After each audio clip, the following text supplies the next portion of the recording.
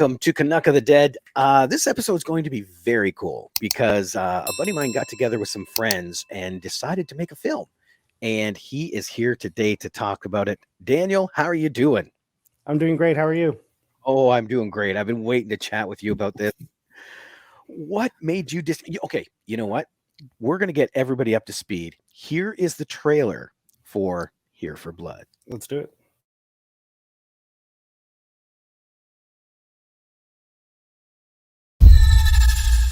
So here's what we know for sure. We're dealing with something supernatural. I don't want to say that it's vampires. I don't want to say that it's zombies. I don't want to say that it's demons. But they're definitely not human.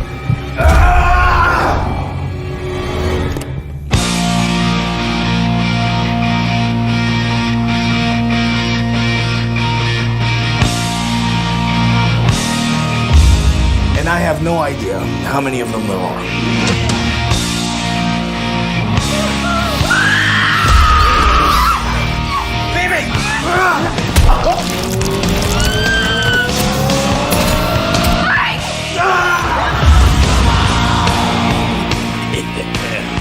Now we're talking.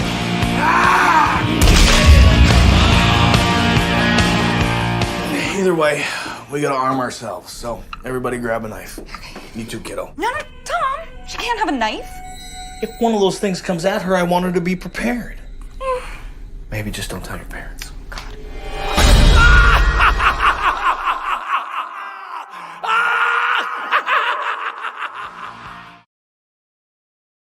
Yeah, definitely don't tell the parents.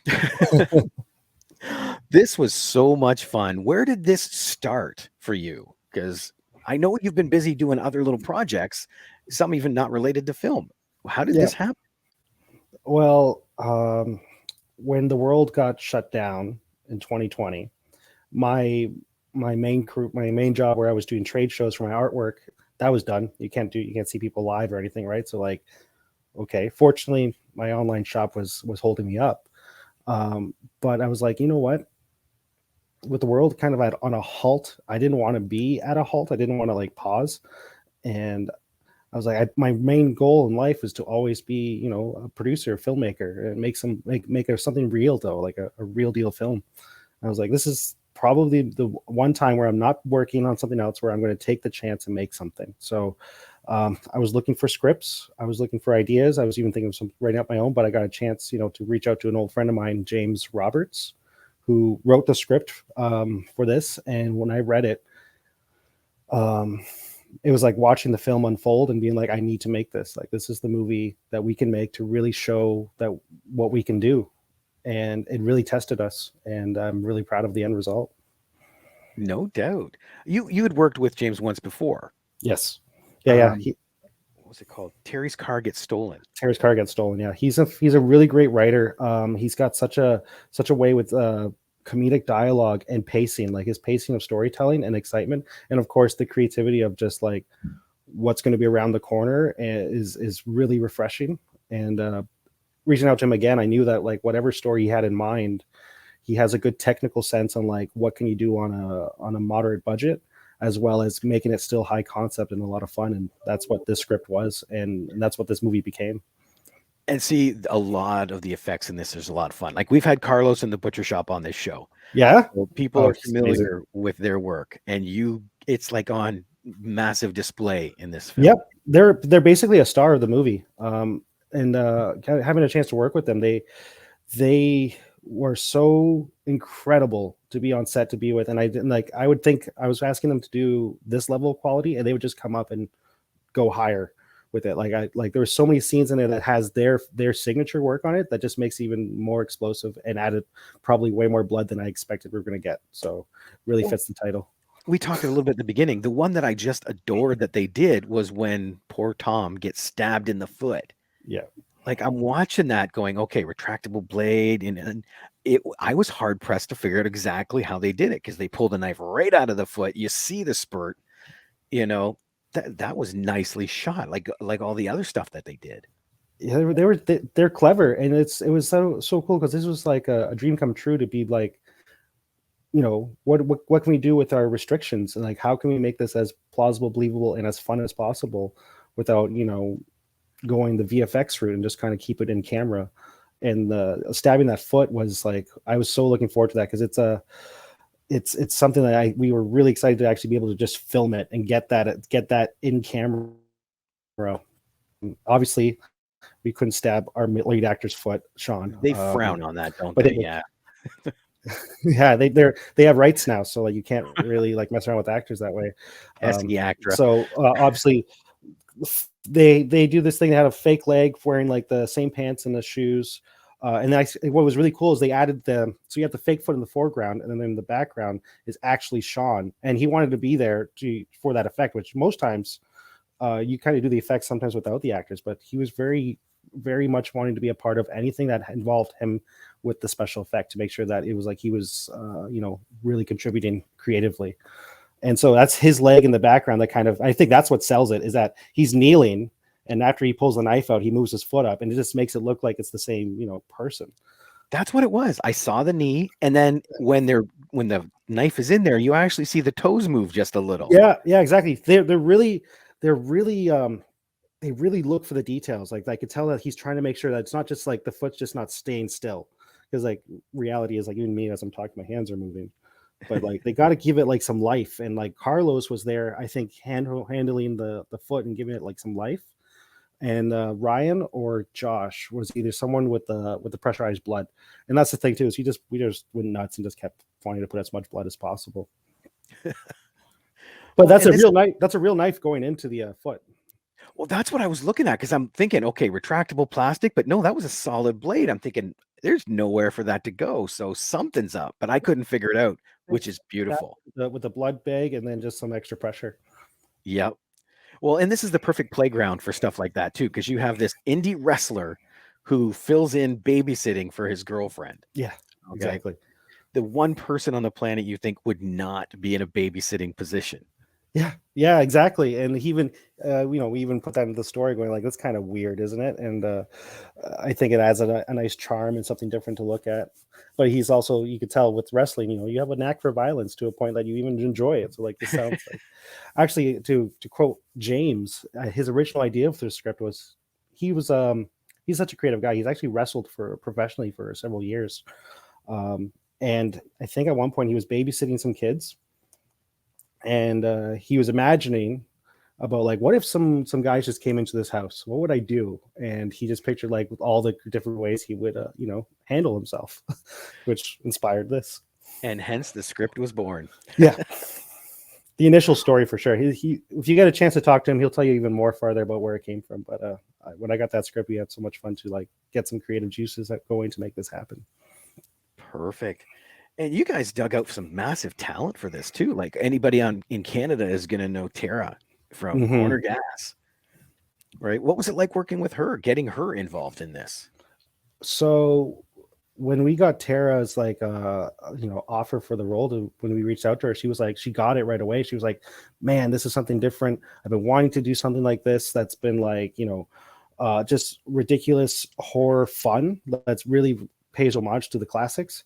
And she just like, and this was the benefit, I guess, how good the script was written.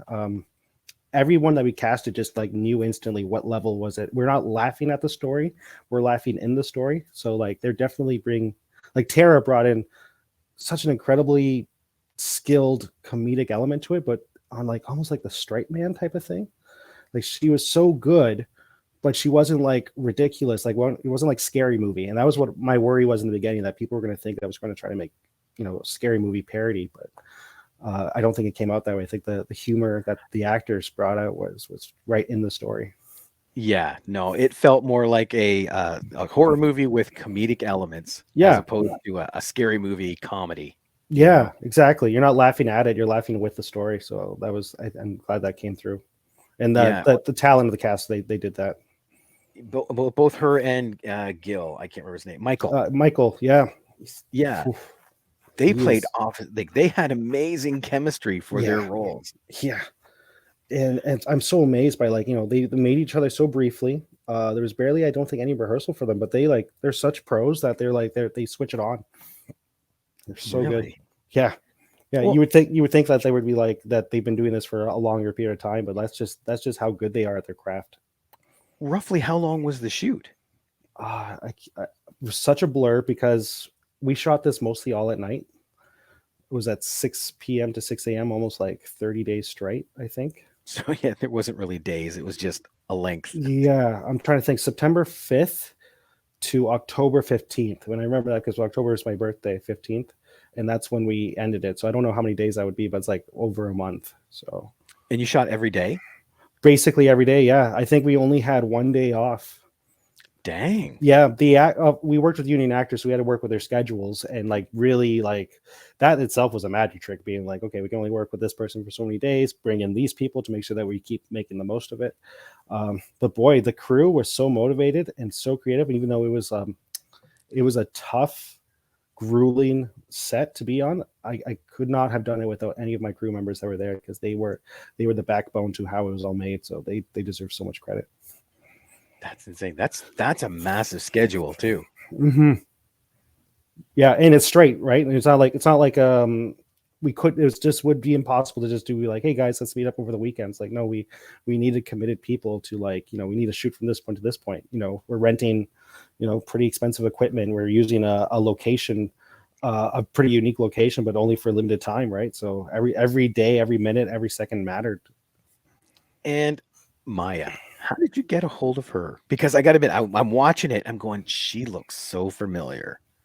And then it dawned on me, she's from The Boys. Yeah, I know. Young Starlight. Yeah, she had already shot that scene with them before that came out. And I actually found out she worked on a film with Carlos from Butcher Shop earlier called Letters to Satan Claus. Really? Yeah. But no, our casting director, she did a great job like getting us a whole bunch of kids and auditioning, and we had to, it was probably the toughest thing to go through because you have to say no to so many cute faces that are trying to get this role, and you bring it down and then you're down to two. And Maya really just had that Drew Barrymore feel from like E.T. She was just she felt real and super sweet, and like, and boy, talk about working with a professional actor. Like, I thought I would have to learn so much to direct a child actor. She was like, I almost, she made my job look easy. She was just so good. That's awesome. I know. That's the one thing I wanted to ask too, because I know you did Wendigo and you did Terry's Car Gets Stolen. Like this, you're still learning your craft right now. What was it like to take on this type of a challenge so early? So originally when we took the script, we had this mentality of like, let's just do it kind of similar to Terry's Car, get a few friends, see how much we can do it. And then we were just like, you know what? If we're going to really make this a real deal, let's, and no one's going to give us a professional opportunity because like it's tough to get into the industry. You have to do a lot of pay your dues and make your way up, maybe spend like 10 to 15 years to even get to the level of directing, producing of this quality of film. So we decided we wanted to take that risk and treat ourselves like what would it actually be like, in the restrictive budget setting of like, working with union actors, getting key crew members, getting like we got a real deal special effects team. We obviously got the Butcher Shop effects studio, some hardcore equipment, and then of course we hired a lot of enthusiastic, incredible, creative key crew members. And just for myself, just kind of thrusting myself in there, I went in there with a lot of confidence, a lot of optimism, and I think every single day I probably learned 100 new mistakes to and that's the beauty of it. It's like it's all about problem solving, and when you have the restrictions that you are with the low budget film, you've got to try to make those choices and the decisions efficiently and respectively on set. And boy, this movie really challenged me and brought me a lot of probably a lot of new knowledge on what to do for the next one. But I think it was the right choice. I'm glad we went for it and didn't decide to hold back. We tried to go as big as possible. What was one of the biggest surprises, challenge-wise, that you found as you started going? Whew. Everybody. As the director producer and with my other co-producers, we all brought in these different peoples, like, the special effects team, stunts team, crew members. We all talk to them individually. And it's one thing when we're like, okay, we get each other who we are. But when you bring them all in and they meet each other on the first day and they meet each other in the next few days back to back, and then we start to become like a really big family very quickly. That's probably was like a huge eye opening. Like, oh, it's like not only am I making a movie, but I'm also introducing so many new people of different levels of skill and creativity that they have to like learn each other's rhythm like on the same day while we're trying to make a movie. So it's like that was a big eye opener. Like maybe like in retrospect, it would have been interesting to actually have tried to maybe had people meet up or communicated earlier to reduce the amount of time of like, you know, I'm trying to make a movie, but at the same time, everyone's trying to figure out how do we work together. Okay, yeah, I can see that. Yeah, More that was something, and that's just something that you don't even think of, and it just happens. No, absolutely. Now, was there anything going into this that you had hoped to film, like maybe something in the script that didn't get made, or something you had hoped you There could? was, there was definitely, we had to make some compromises due to time and restrictions. Originally, there was some more wire work Oh, involved. okay. Yeah, and that just didn't work out, didn't pan out, wasn't the right equipment. Some stuff actually got misplaced. So, and you have to work with, you know, you can't just, we fortunately don't have the budget to be like, you know, let's circle back and just figure that out later. Like we're on the day of and got to be shooting the same. So, but most of it though, everything's in there from the original story. Everything kind of like still lined up exactly what we wanted. Yeah, because wire work that not only adds time on set, it adds time to post as well, coloring out all the wires. Yeah, you know what though? That post has gotten a lot different now since maybe then. Like when we asked them to do wire work removal, they said like that's some of the easiest things to do for them. So as long as you get the Really? proper plates and stuff, they were. Yeah, I asked them to, because there was a scene there that they forgot to remove wires. I was like, "Can you get that for me?" And then within the same day, they were like, "All right, here you go." I was like, "Okay." I Wow. guess repetition, you learn to do it fast. Yeah. Well, that's another thing too. Is we didn't hire. We went to make sure to get professionals within the post-production field to really put their seal of approval on everything, right? So we did not hold back on making sure that just the end result looked as good as it can be. So some of the people that you got involved in this, like I know some of the other ones that were involved, like Ben Sorokas did your sound on set, Mm-hmm. right? There's a lot of local people to this area involved in this film. Was that by design, or is that just luck because they happen to be the best? I think that was definitely by design. I mean, we wanted to not just make a movie.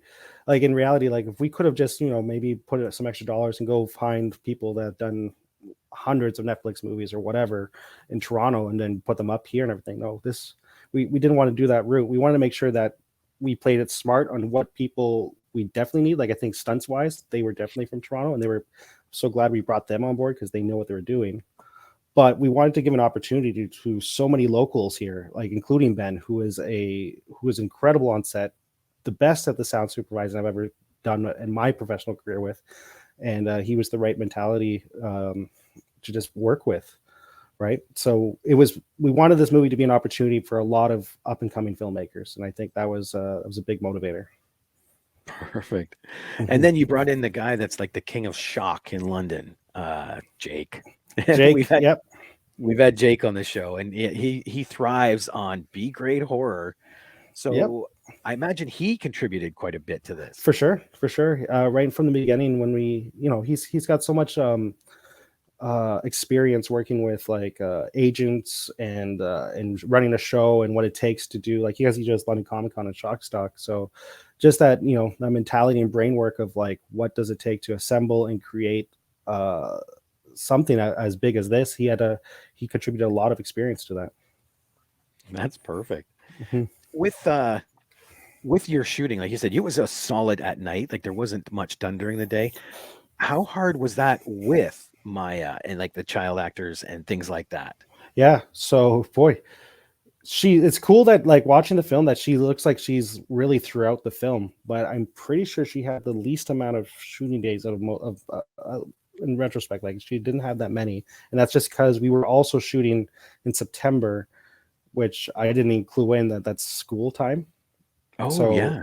So with union rules, you got to like, you only have so many hours to work with a child actor, plus certain days you have to have a tutor, which will eat up those hours, and those hours count as her working day. So that means your filming day hours are like coming down a lot. But again, the script really, that was the big appeal of the script, because the script almost knew that was the case when you have a kid. So it wasn't like we were stressing out that she was in so many scenes. She was really carefully placed in there, and we were able to shoot a lot of scenes back to back. And yeah, with her filming at night, again, she was still able to bring that high energy despite the fact that it's like, oh man, 3 a.m, 4 a.m, and like she's like way above past her bedtime, and she's coming out like that night when we're outside doing one of the epic action scenes. We filmed her stuff earlier in the night, but so we could just focus on the action after, and she still knocked it out of the park. That is awesome. It's handy having it one location too. Like that house itself is cool setup. Like it has that old country attic, which I love. I would never live in a house that has one because of all the horror movies. Yeah. It has the perfect attic string, Well, it's funny to say that attic wasn't there.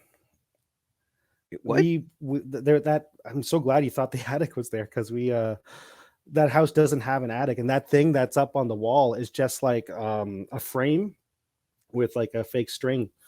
And if you watch it again, there's no sequence of them actually walking up the stairs or stuff. But actually, we did some just some grip stands. We made up a staircase, so off camera, one of our grips would like raise it up and down, and the actors would pretend to handle it. Oh dang, that was good. Yeah. Like that's the invisible effect that everyone else is focusing on all the blood and everything. And then that was like one of my all-time favorites, being like, we convinced people we have an attic. Yeah, because now that I'm thinking about it, you never actually physically watch them climb that ladder. No. There's like a couple of parts there. You do see the feet come down, but like if you could, once we show the behind the scenes of it, some of our actors are like crouched right up on the top, like crouched right into the ceiling. And then I'd be like action, and they start to like descend their feet, and it'd just be like a close up of their feet walking down the ladder. That's awesome. Yeah, it was really cool.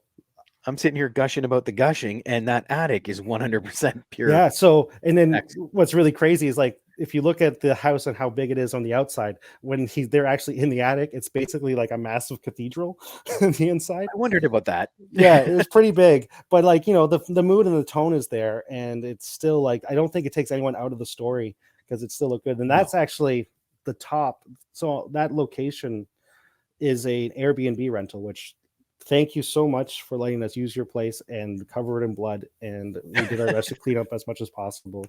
But it's like a venue for mostly weddings. So they have the house. There's like the horse ranch thing, whatever, to the side, and there's like a barn that they converted into like a wedding reception or something, right? And they cut that barn in half with like this floor, so that you can have like a bottom and a top half. And we used the top half of that to be the attic. Okay. Yeah. So, because it has a massive chandelier in there, and it's like, all right, this just makes our production value just look really cool. You just brought a question to my mind then. Yeah. How do you approach an Airbnb and say, yeah, we're just going to stay here for a month and get blood everywhere? Sure. That conversation go? we had to go negotiate outside of the Airbnb. We were using Airbnb to find locations, and then we contacted the owner privately, and through some negotiations and scheduling, because the crazy thing is we had to film right up to the wire and make sure everything was cleaned up, because the next day they were going to have a wedding. that's how crazy it was. And so we had to make sure it's like there was the pressure of like when the equipment had to go back, when the actors were done, what shots do we need left, and there's a wedding tomorrow, and the place is like the red wedding basically with all the blood. Yeah, you don't want little pieces laying around going, oops, that's my ear, stuff like that. Yeah, exactly. We were fortunate though that this particular the particular owners, they had a kind of a passion towards film. They were actually, one of them was constantly on set, just kind of being helpful with everything, and just like really, really amazed by what we were able to do. Their son even, Emmett, became like an honorary volunteer grip, and he was really fantastic, great work ethic and stuff. So that kind of just everything kind of like aligned. So they were fantastic. So let me guess. One of the stipulations was they get a copy of the film so they can watch their house in the movie. Oh yeah, that was for sure. Like I'm hoping that we can send them some photos and stuff to put in the walls and go like, hey, this is where so many of the bodies were, laying on the ground and stuff. So Where they piled them up over here. Yep. I from what I heard through the grapevine is that they have a couple of guests come by and they've been saying like, "Oh, we've had a pretty cool movie shot here." So good for them. That is awesome. That's Yeah. perfect marketing for them now. Yes. Yeah. I mean, like, I hope it becomes like the hotel in Colorado or something, so people like might come by and check out that place. Here for Blood In. Yeah, here for Blood In. Come back for Blood. Yeah. Well, right now, where can people check out this film? Because I know So- you're still doing festival stuff. Yes. Yeah, and that leads us to we're completely on our own with this film, right? We made this with no government support, no studio support. Like, we did this like just by ourselves, and that gave us so much opportunity to, like, what can we do creatively, what's the idea, where we want the movie to go. So right now it's just the festival circuit, and we're getting offers and invites to several of them. I hope to make some announcements soon. But as soon as the deals go through with the distributors we have lined up, we'll probably make the announcements where it goes. But as of right now, it's just kind of where. So if you get a chance to see it where it ends up, come check it out live at the theater, because it's definitely a theater movie. Oh, big time. Big time. Yeah. All right. Well, stick around, because I'm going to ask Daniel about his star, Sean Roberts, and about Dee Snider's cameo and how that all came around. So Perfect. stick around.